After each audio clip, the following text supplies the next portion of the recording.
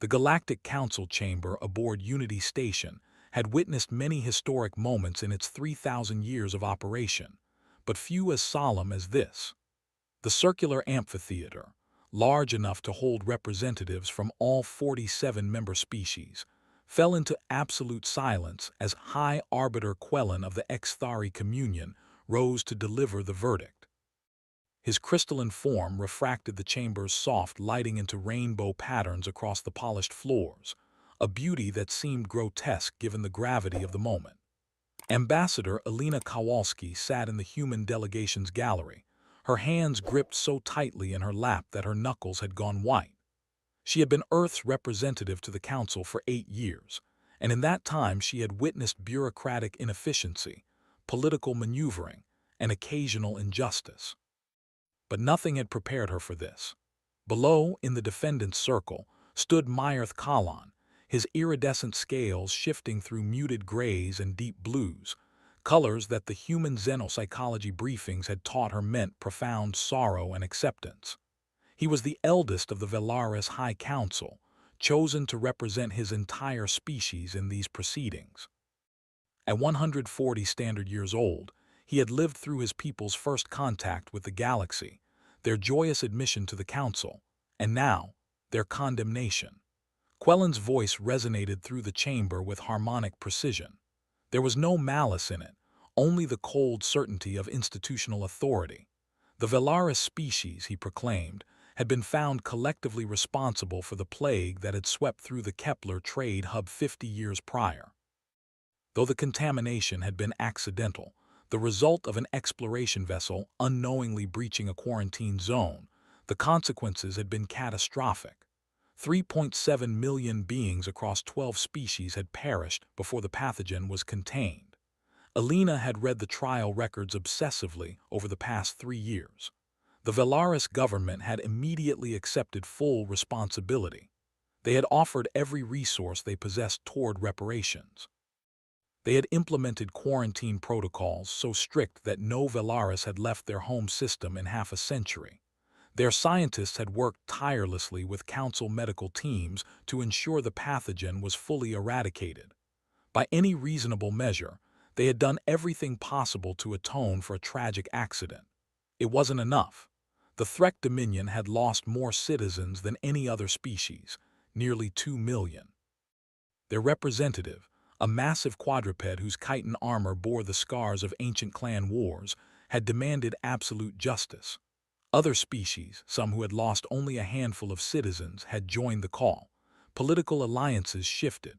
Debts were called in. The machinery of council politics ground forward with inexorable momentum. The verdict was pronounced in 4 words that would echo through galactic history: species-wide extinction protocol authorized. Alina felt her stomach drop. The clinical language barely concealed the horror of what had just been decided. The Velaris species, all 8 million individuals currently living on Velara Prime, would be subjected to mandatory sterilization. They would be allowed to live out their natural lifespans under permanent quarantine, but no new Velaris children would ever be born. In approximately 150 years, when the last Velaris elder died alone on their sealed homeworld, the species would simply cease to exist. Vote was called. One by one, species representatives announced their positions. The Threk Dominion favor, the Corlith Assembly favor, the Centaurian Union favor, on and on, a drumbeat of approval for extinction. 3 species abstained, their representatives clearly uncomfortable but unwilling to oppose the majority. Alina knew that political calculation when she saw it. They disagreed with the sentence but feared the consequences of saying so publicly. When humanity's turn came, Alina stood. Her voice was steady despite the rage and disgust churning in her gut. She had prepared no speech, knowing instinctively that this was a moment that demanded raw honesty rather than diplomatic artifice. Earth votes against this abomination, she declared. The council chamber stirred, murmurs of surprise and disapproval rippling through the galleries. Alina pressed on, her words coming faster now, passion overriding protocol. She spoke of proportionality, of justice versus vengeance, of the dangerous precedent of collective punishment. She reminded the council that the Velaris had accepted responsibility, paid reparations, and cooperated fully. She argued that extinction was not justice but genocide dressed in legal language. The Threk representative interrupted her, his translator rendering his clicks and rumbles into flat, emotionless standard.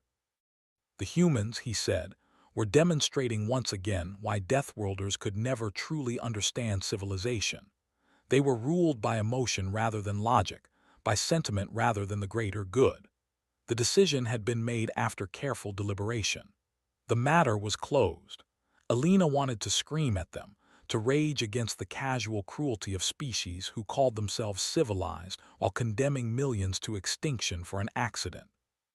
But she was a diplomat, trained in the art of controlling her reactions. She simply stated for the record that humanity found this verdict morally reprehensible and would be considering its response. Then she sat down, trembling with suppressed fury. Myrth Kalan was given the opportunity to make a final statement.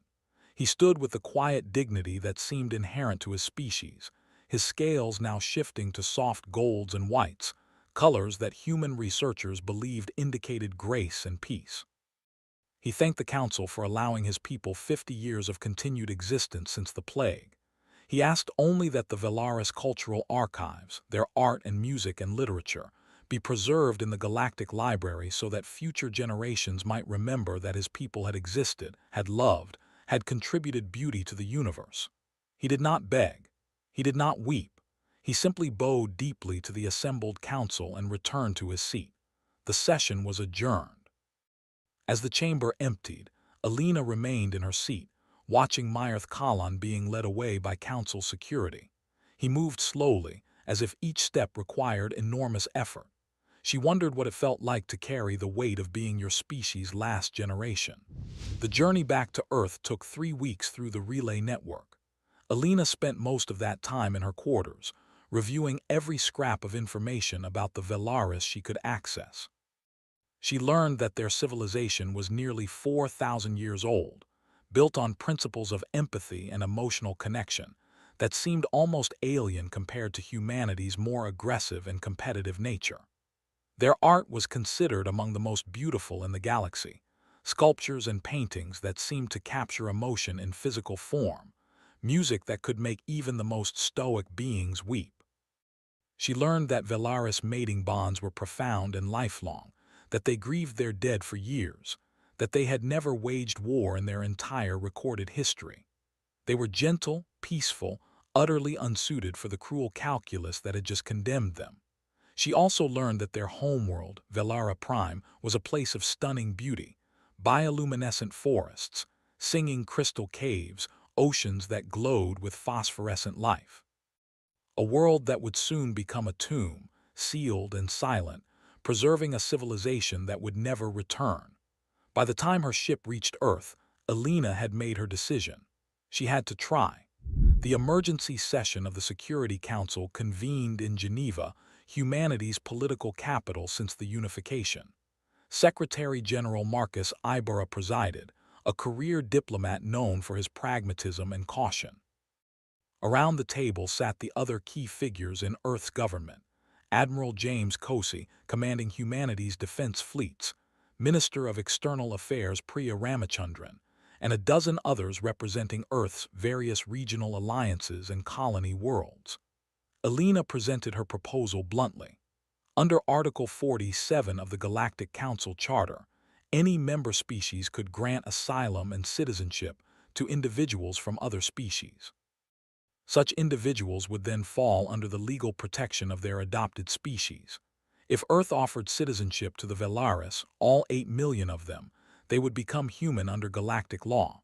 The Extinction Protocol could not be enforced against human citizens. The room erupted. Admiral Cosey was the first to object, his deep voice cutting through the chaos. He respected the ambassador's moral position, but this was political and economic suicide. Humanity had been part of the Council for only 150 years.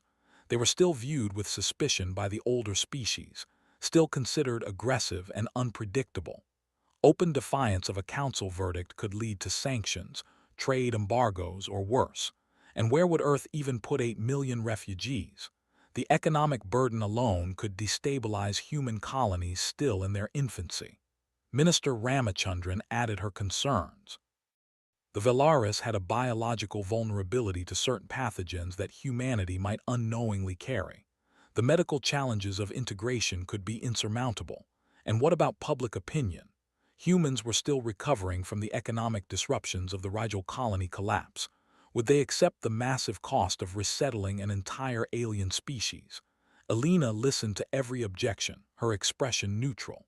She had expected this resistance. When the room finally quieted, she spoke. She reminded them of Earth's history, of genocides and ethnic cleansings, of times when the world had stood by and watched millions die because intervention was inconvenient or expensive or politically risky. She spoke of the promises humanity had made after the unification, that Earth would never again allow such atrocities, not to humans and not to any sapient beings. She asked them to consider what kind of species they wanted to be in the galactic community. The kind that calculated the political cost of doing what was right, or the kind that acted according to their stated principles even when it was hard. But it was Marcus Ibarra who truly shifted the debate. The Secretary General had been silent throughout the discussion, his weathered face unreadable. When he finally spoke, his voice was quiet but firm. He had visited the Holocaust Memorial in Jerusalem as a young man, he said. He had stood in those rooms filled with photographs of the dead, with mountains of shoes and suitcases and the scattered remnants of destroyed lives. He had read the plaques asking why the world had done so little so late. He had promised himself then that if he ever had the power to prevent such a thing, he would use it. This was that moment. The Velaris were being sentenced to extinction for an accident they had already atoned for. The galactic community was too cowardly or too callous to stop it. Humanity could. The question was not whether they could afford to help, but whether they could afford not to. The vote was close, but it passed. Earth would offer the Velaris asylum. The message was transmitted to Velara Prime on a tight beam frequency, marked for the attention of Myrth Kalan. It was simple and direct, written in the musical script of the Velaris language.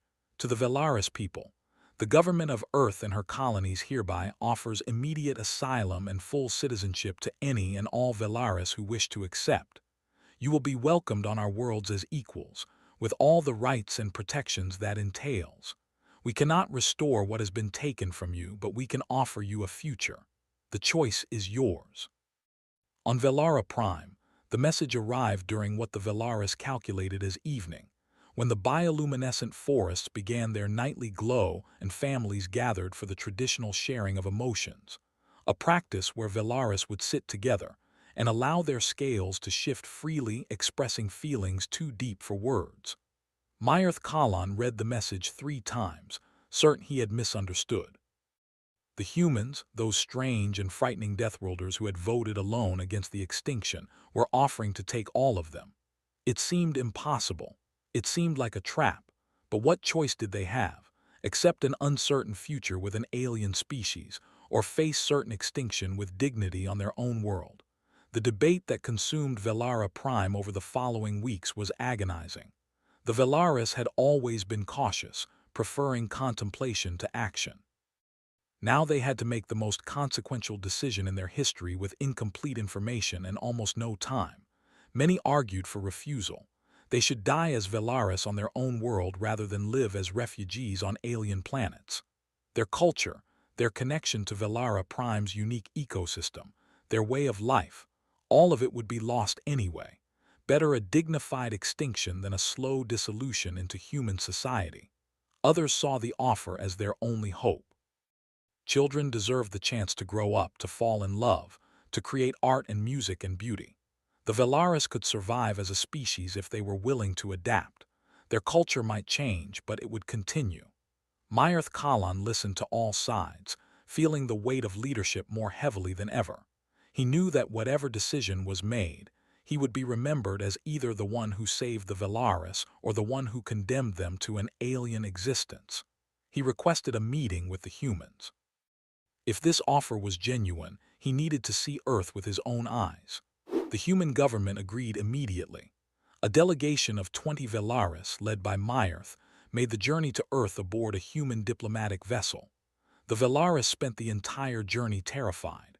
They had read the reports about Earth, about the crushing gravity that was 1.2 times their own standard, about the predators and poisonous plants and extreme weather.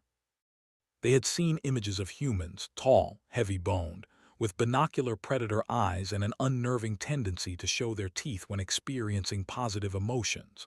When they arrived, their fears seemed confirmed. Earth was overwhelming. The sky seemed too vast, the gravity made every movement exhausting, and the humans themselves were giants by Velaris standards.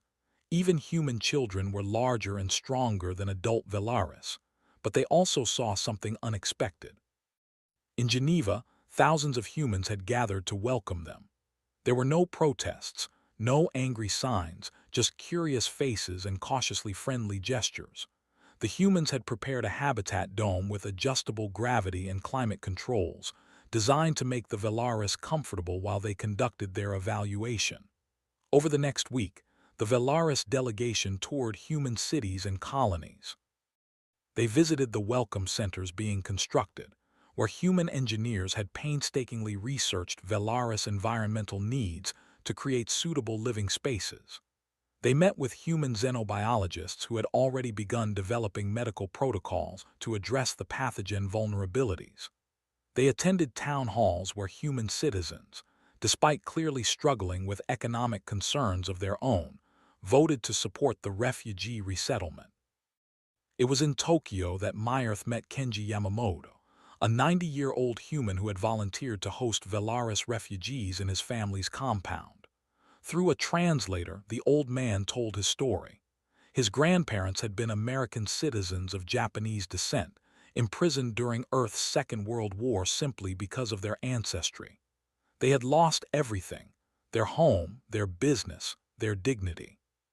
The young Kenji had grown up hearing those stories, learning about collective punishment and the evil of judging entire groups for the actions of a few. "When I heard about your people," Kenji said, his weathered face crinkled with emotion, "I remembered my grandmother's stories.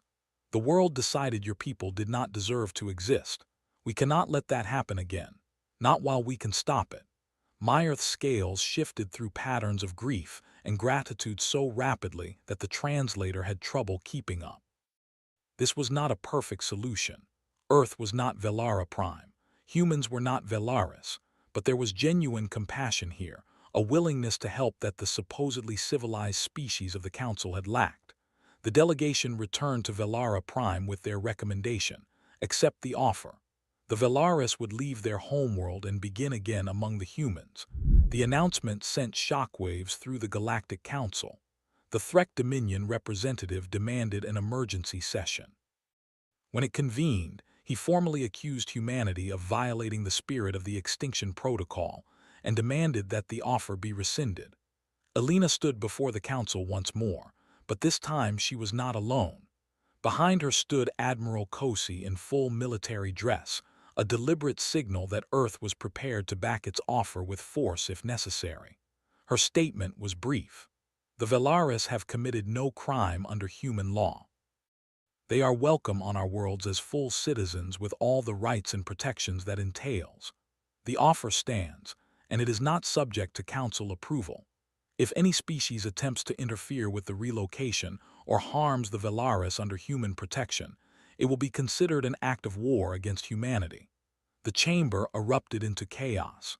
The Threk representative was incandescent with rage, his translator struggling to keep up with the rapid-fire clicks and roars. Other species demanded clarification, threatened sanctions, accused humanity of undermining council authority. But some species remained conspicuously silent. The Centaurian Union, the Corlith Assembly, several others who had voted for the Extinction Protocol now seemed unwilling to support actual enforcement action against humanity. Whether from guilt, political calculation, or genuine relief that someone was stopping this atrocity, they would not commit to sanctions. After 3 days of heated debate, the Council passed a resolution of disapproval, but took no concrete action. Humanity would be held fully responsible for any future incidents involving the Velaris, but the relocation would be permitted to proceed. Alina allowed herself one moment of satisfaction before the real work began. The evacuation fleet assembled at Velara Prime over the course of 6 weeks. It was the largest human mobilization since the colony wars, involving not just military vessels but civilian transports, private ships whose captains volunteered their services, even converted cargo haulers retrofitted with passenger accommodations. Captain Rebecca Strand commanded the UES Resilient Dawn, a mid-sized transport that had been hauling mining equipment to the outer colonies until being requisitioned for the evacuation. She was a 15-year Navy veteran, decorated for her service during the Rigel Crisis, known for being steady under pressure and absolutely reliable. The scene on Velara Prime broke her heart. The Velaris were leaving everything behind, not just homes and possessions, but their entire world. She watched families saying goodbye to sacred groves, artists carefully packing only the smallest pieces of their work, elders standing motionless before ancestral shrines they would never see again. The evacuation was organized by region, with transport ships being assigned specific population centers. Rebecca's ship was responsible for the coastal city of Limsara, home to approximately 300,000 Velaris. The loading process was slow and painful. Each Velaris was allowed only what they could carry, and the grief was palpable. Their scales flickered through dark purples and blacks, colors that Rebecca's cultural briefing had taught her meant despair and loss. The human crew did their best to be comforting, but what could they say? "We are taking you from your world forever, but at least you get to live." It felt hollow. The Threk Dominion maintained a monitoring fleet in the outer system, ostensibly to ensure proper quarantine protocols were followed. Everyone knew it was actually intimidation, a barely concealed threat that the Threk were looking for any excuse to intervene. Rebecca had her orders: avoid confrontation at all costs, but defend the Velaris if directly threatened. The evacuation proceeded for 5 weeks without major incident. Then, with only 48 hours remaining before the final quarantine deadline, disaster struck. A young Velaris child, no more than 6 standard years old, went missing during the loading of the last transport group. Her name was Cirrus, and she had apparently run away in terror, overwhelmed by the chaos and the frightening human ships. Her parents were frantic, but the search teams could not find her in the massive city. The deadline approached with mechanical inevitability. The council had been clear: at the specified time, Velara Prime's quarantine shields would activate. Anyone remaining on the planet would be trapped there until they died. No exceptions. With 24 hours left, Rebecca made a decision that she knew could end her career or worse. She refused to leave. Against direct orders from Fleet Command, she took the Resilient Dawn back down to the surface with a small search team. They had less than a day to find one small child on an entire planet. They searched through the night, using thermal scanners and drones, calling out in the Velaris language through speakers. Rebecca had never prayed much, but she found herself bargaining with whatever cosmic force might be listening. Just let us find her. Just this one child. With 3 hours remaining, they found Cirrus hiding in an ancient temple on the outskirts of Limsara. She was curled up before an altar, crying, her scales flickering through panicked reds and yellows. When she saw the humans, these tall predators with their frightening eyes, she screamed. Rebecca did something that her training had never covered. She sat down on the temple floor, making herself as small as possible, and began to sing. It was a lullaby her mother had sung to her, a simple melody about stars and safety and home. She did not know if the child could understand the words, but emotions transcended language. Slowly, Cirrus's scales began to shift toward calmer blues. She crept forward, and Rebecca gently scooped her into her arms. The child was so light, so fragile. Rebecca ran back to the ship faster than she had ever moved in her life. They cleared the atmosphere with 47 minutes to spare. As the Resilient Dawn rejoined the fleet, Rebecca could see the shimmer of the quarantine shields activating below. Velara Prime was sealed. The last transport ship departed 23 minutes later. Behind them, their homeworld glowed softly in the light of its sun, beautiful and unreachable. The Velaris aboard the ships pressed against viewports, watching until Velara Prime disappeared from sight. Many would later say it was the moment they truly understood that their old lives were over. The journey to Earth and the human colonies took several weeks. The Velaris spent that time in a haze of grief and uncertainty. Human crews did their best to help, but the cultural and linguistic barriers were formidable. Simple things became complicated. Velaris' dietary needs were different. Their sleep cycles did not match human day-night patterns. Their emotional displays were so different from human expressions that misunderstandings were constant. But there were also moments of connection. A Velaris musician played a morning song on a traditional instrument, and the human crew sat in respectful silence, some with tears running down their faces. A Velaris child drew a picture of her lost home and gave it to a human engineer who carefully preserved it in his quarters. Small bridges built across an enormous divide. When the first transports arrived at Earth, humanity had prepared as best as it could. Welcome centers had been established in carefully selected regions, with climates similar to Velara Prime. Medical teams stood ready. Translators and cultural liaisons worked around the clock. But nothing could fully prepare either species for the reality of integration. The Velaris struggled. Earth's gravity was exhausting. The sun felt too harsh. The bewildering diversity of human cultures, languages, and customs was overwhelming for a species that had lived in relative homogeneity. Even well-meaning humans could seem loud and aggressive compared to the subtle emotional communication the Velaris preferred. And there was prejudice. Some human groups, particularly in economically struggling regions, resented the resources being devoted to the refugees. There were protests, though mercifully nonviolent. There were politicians who saw opportunity in stoking fear of the alien other. There were incidents of Velaris being harassed or excluded, but there was also beauty in the integration. Velaris artists began creating works that incorporated both their traditional forms and new inspiration from Earth's diverse cultures. A Velaris sculptor created a memorial installation in Geneva, a soaring structure of light and crystal that captured the anguish of loss and the hope of new beginnings. It became one of Earth's most visited sites. Medical collaboration proved especially fruitful. Velaris empaths, with their ability to sense and respond to emotional states, became invaluable in human psychiatric care. Working with human therapists, they developed new treatments for trauma and depression that helped both species. Human medical technology, in turn, addressed many of the Velaris vulnerabilities to pathogens. Children, as always, adapted fastest. In the schools where young Velaris and humans learned together, initial wariness gave way to friendship. They taught each other games, shared stories, learned to communicate across their differences. A human child might not understand the color shifts of Velaris scales, but they could recognize when their friend was sad and offer comfort. Music became an unexpected bridge.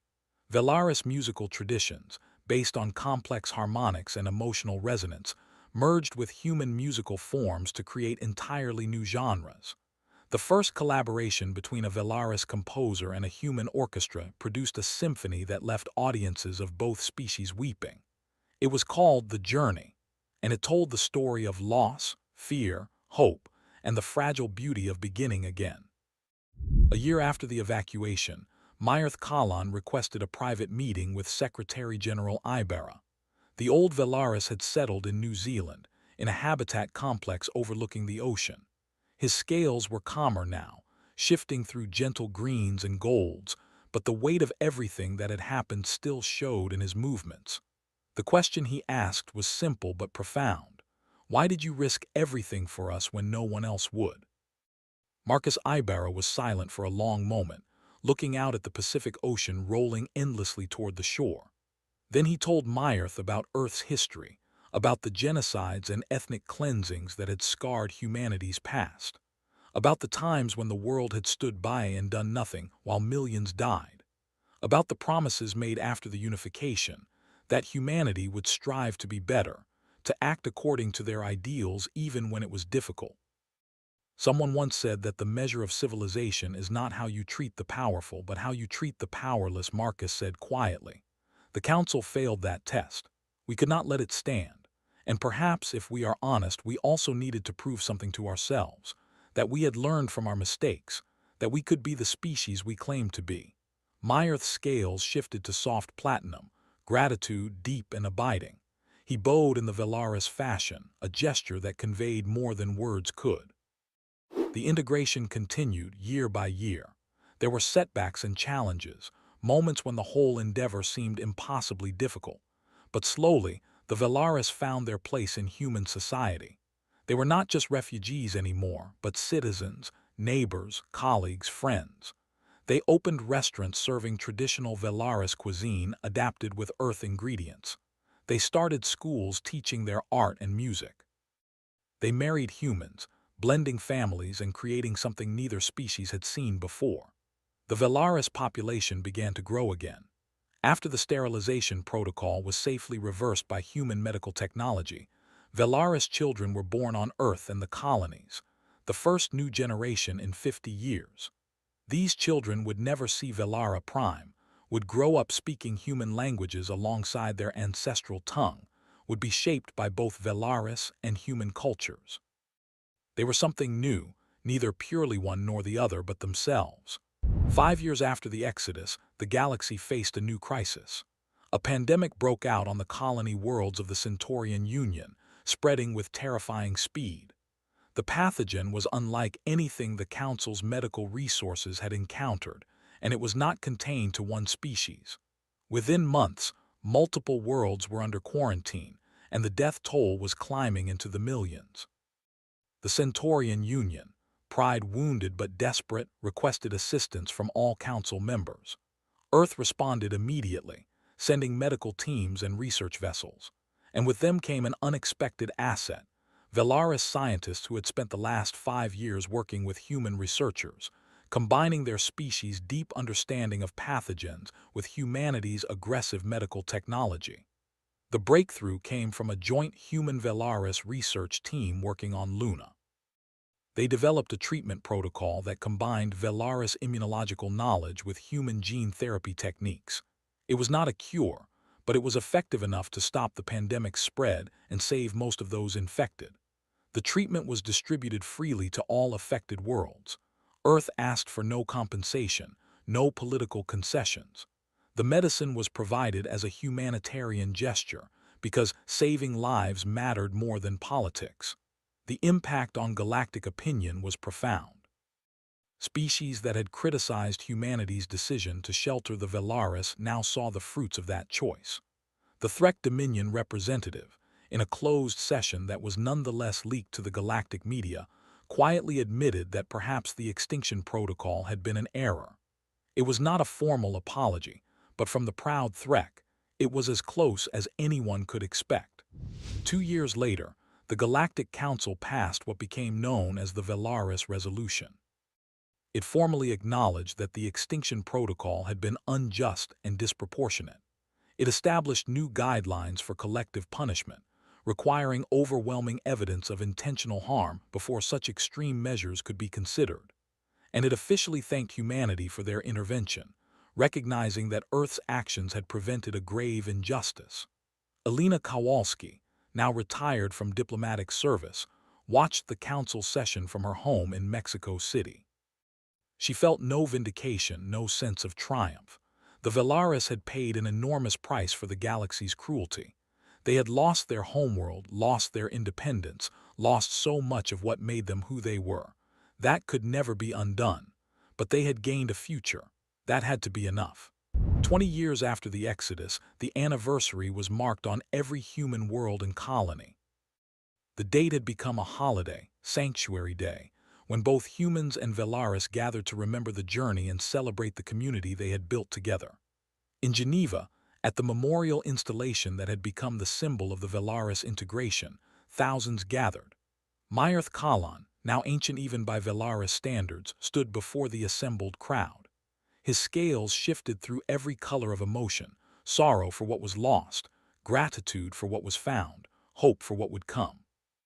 He spoke of Velara Prime, the world that still orbited its sun in eternal quarantine, preserving a civilization frozen in time. He spoke of the pain of leaving, of the terror of beginning again among aliens on a death world. And he spoke of the unexpected gift they had received, not just survival, but the chance to grow, to change, to become part of something larger than themselves. We lost our homeworld, he said, his voice carried by translators to the crowd, but we gained something we never expected. We gained a future, and we found it among the strangest, most wonderful deathworlders in the galaxy. In the crowd, a young human girl stood next to her Velaris friend. They had grown up together, learned together, played together. To them, the idea that their species were supposed to be different, separate, seemed absurd. They were just friends. The human girl asked the question that had been on many minds: will they ever open Velara Prime again? Will the Velaris ever go home? Her mother knelt down, meeting her daughter's eyes. Maybe someday, she said gently. But until then, the Velaris have something more important than a homeworld. They have a home, here with us. As the sun set over Geneva, casting long shadows across the memorial, the assembled crowd stood in silence. Humans and Velaris together, looking up at the stars. Somewhere out there, Velara Prime still turned in its lonely orbit, a monument to what had been lost. But here on Earth and 100 human worlds, the Velaris lived and loved and created beauty. They were not what they had been. They were something new. And that was enough. That had to be enough. Because in the end, the measure of civilization was not power or wealth or territory. It was whether you reached out your hand when someone was falling. It was whether you did what was right even when it cost you everything. Humanity had reached out. The Velaris had taken that hand. And together they had proven that even in a galaxy that could be cruel and cold and unjust, there was still room for compassion, still room for hope, still room for someone to stand up and say, not on our watch, not while we can stop it, not ever again.